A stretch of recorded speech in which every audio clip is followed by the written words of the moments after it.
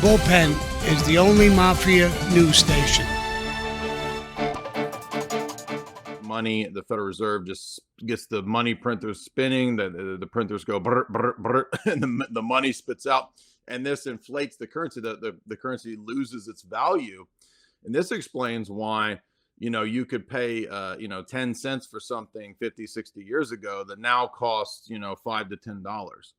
And this is what inflation is. It's actually theft over time, and it's really just robbing future generations, not just our wealth or today's, but future generations' wealth is getting sucked away because there's a never-ending black hole of debt, because the entire economy is based on a black hole of debt. So when I see these policies coming forward from Biden, they're going to fix everything. It was really only Trump was the president that I can recall in many, many years, maybe back to Reagan, that actually even mentioned the problems of the Federal Reserve and how the Federal Reserve itself was a problem that needed to be fixed because it wasn't based on any real money. It was just the word of the bankers, and they can inflate and deflate that. And it's not a conspiracy. I mean, it's actually outlined in some of these famous geopolitical writers from the elite, like Carroll Quigley. The first 200 pages of that book, really important book for the 20th century, he's outlining how they scam everybody through this fiat fractional reserve banking system. Wow. That's incredible. That's incredible.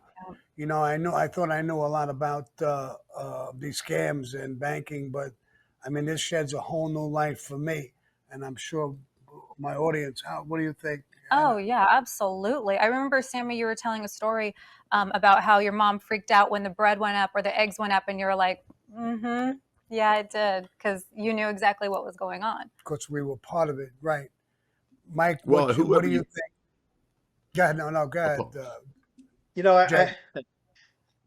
The first thing that, as soon as Jay started to talk, first thing that came to my mind was that the tickets available to the millennials or whoever it is who's buying the tickets, although they can't afford to have a home or to have an apartment, or maybe they're living with their kids. The first thing I thought of was that it's orchestrated by the government. I didn't even know what he was going to say, but it would seem to me that that's exactly what the government wants. The government wants us to be dependent on them in every way possible.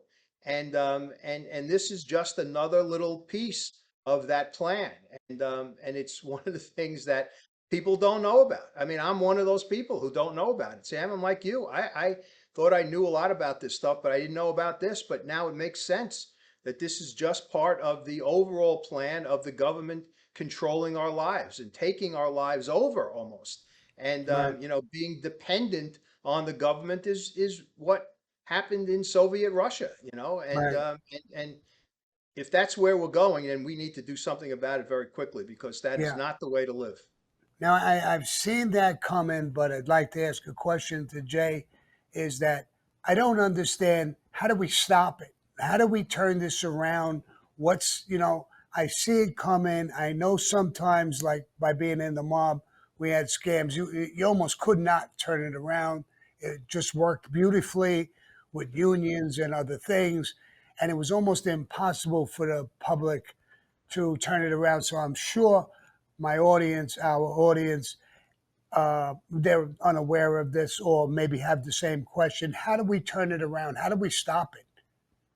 That's a great question, because there's only been a few presidents and presidential candidates that have, like I said, that have actually mentioned this topic and discussed how it's at the root of a lot of our problems economically. Barry Goldwater talked about this, and he was made fun of, and the media attacked him. Reagan mentioned this kind of stuff, and we saw what happened to Reagan. Right, you get a bullet if you go a little too far with some of these topics, in my view. Kennedy himself, I know that we've discussed different reasons and different elements. One of the things that might have contributed to this too, beyond the known stuff, was that Kennedy also talked about the problems of the issuing of currency.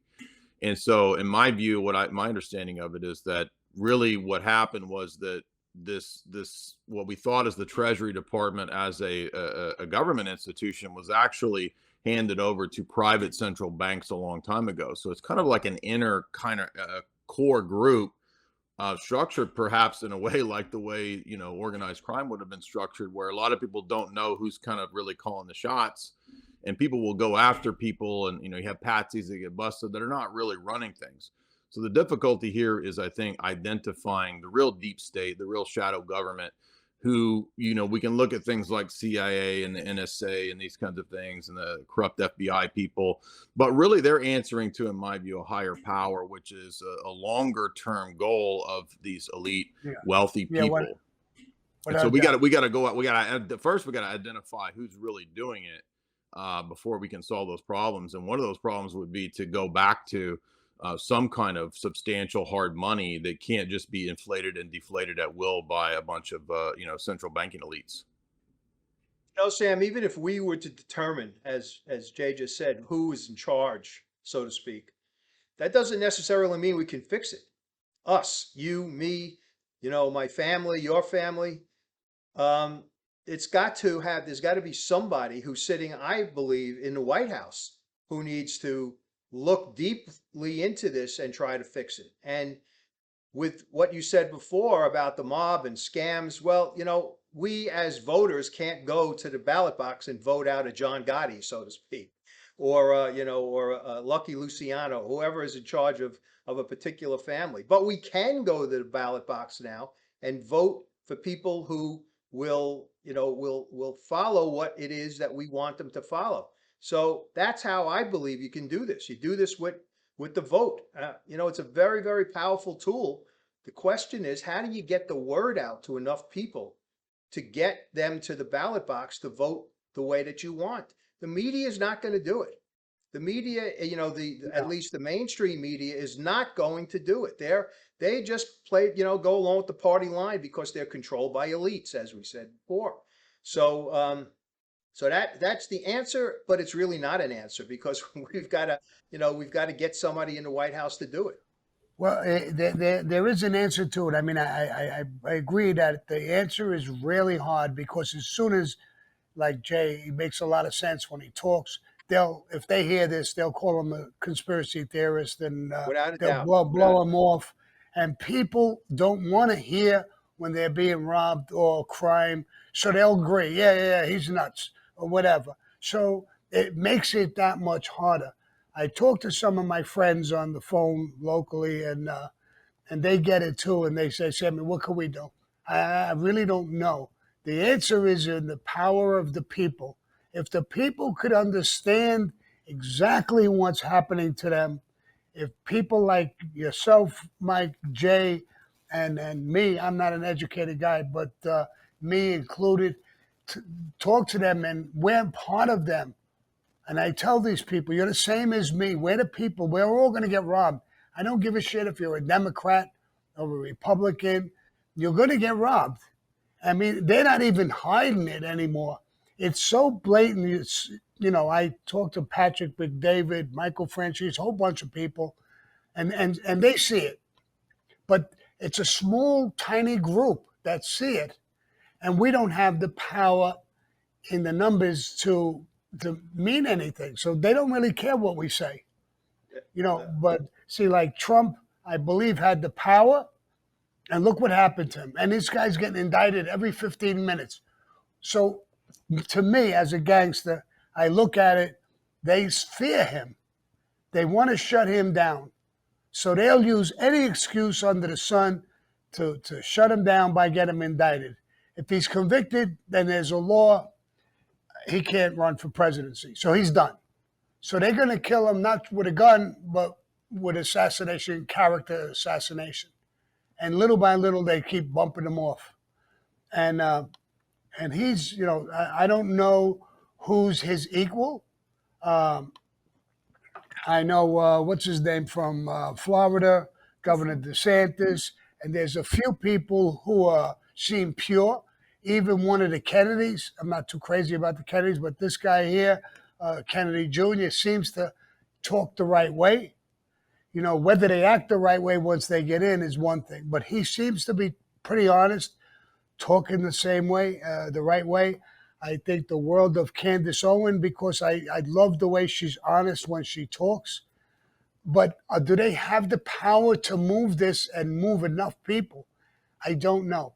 If we had the power, um, if the mafia was in charge, these days it's not around anymore, but if it had a group and that had power enough to talk, Joe Colombo almost pulled something like that off with the Italian American League.